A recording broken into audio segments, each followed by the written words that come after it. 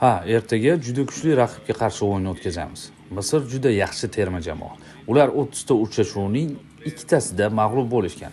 Jamoada top futbolchilar yig'ilgan. Ertaga biz ham yaxshi sifatlarimizni ko'rsatamiz.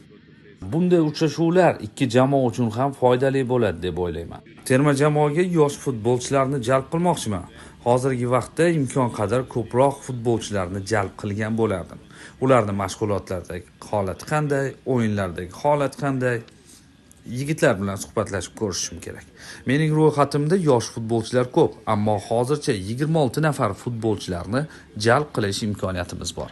Jahon chempionatiga qadar ko'proq futbolchilarni ko'rib olmoqchimiz. Albatta, barcha o'yinlarni ko'rib bormoqdaman. Umid qilamizki, yosh futbolchilar jahon chempionatida yaxshi natija ko'rsatishadi. Bunday musobaqa albatta yosh futbolchilar uchun katta tajriba vazifasini o'tab beradi.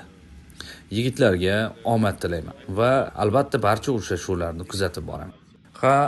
Shunday, Abbos hozircha jarohatidan to'liq tiklanib ulgurgani yo'q. Ushbu yig'inga jalb etilmaganining asosiy sababi ham ana shunda. Men u bilan ham doimo aloqadaman. Futbolchilarning ahvolini bilib turishim juda ham muhim. Bu mening ishim. Futbolchilar bilan suhbat olib borish, buning yagona sababi esa terma jamoadagi xatolarni to'g'rilab, yaxshi tomonga o'zgartirib borish.